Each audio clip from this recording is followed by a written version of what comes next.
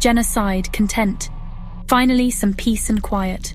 Her parents were away for the weekend, leaving her in charge of the house. A wave of delicious freedom washed over her. She curled up on the couch, a bowl of popcorn in her lap, and started flipping through channels. The old house settled around her. It creaked and groaned, familiar sounds that usually faded into the background. But tonight, the silence seemed to amplify them. Every creak sounded like a footstep on the stairs, every groan like a whisper against the window pane. Jenna shivered. She wished she hadn't watched that scary movie marathon last night. It was silly, she knew, to let a few horror movies get to her. She took a deep breath, trying to shake off the uneasy feeling. Just as she was starting to relax again, the phone rang. It startled her, the shrill ring piercing the quiet like a scream. Her heart pounded as she reached for the cordless phone on the coffee table. "Hello?" Jenna answered, her voice trembling slightly. Silence. "Hello?" she repeated, louder this time, a faint clicking sound, then a muffled voice too low to make out the words. "Who is this?"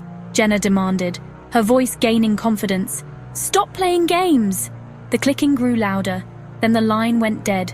Jenna stared at the phone in her hand, her heart pounding in her chest. Who would call and not say anything?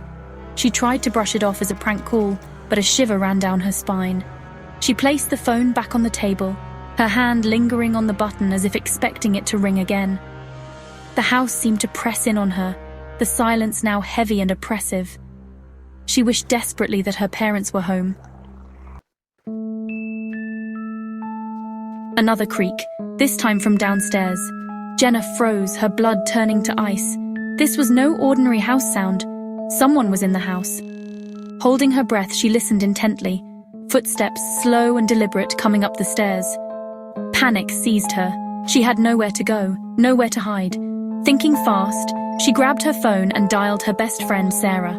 "Sarah, pick up," she whispered fiercely into the phone. A knock on the door. Jenna gasped, dropping her phone. The knocking came again, more insistent this time. Terror froze her in place.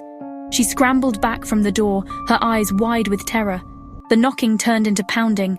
A deep voice boomed, "Open up! Police!" Relief washed over Jenna. The police? She wasn't alone.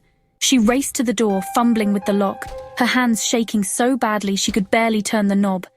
As soon as the door was open a crack, a police officer pushed his way in, gun drawn. "Where is he?" he demanded, his eyes scanning the room. "Who?" Jenna stammered, confused. "I called 911, someone was trying to break in." The officer looked at her, his expression grim. "Miss, we received a call from this address. A man reported an intruder, said his neighbor was in danger." Jenna's blood ran cold. "But I live alone," she whispered, her voice barely audible. Suddenly, a voice came from outside. "Officer, over here! I saw him running down the street." It was Mr. Henderson, her next-door neighbor, pointing down the road. The officer rushed past Jenna, his footsteps echoing in the night. She stood there, frozen, her mind reeling. If Mr. Henderson had seen the intruder, then who? A cold wind seemed to blow through the house, carrying with it a faint whisper. "You can't escape." The phone on the floor blinked, displaying Sarah's missed call. But it was too late. Jenna was already trapped.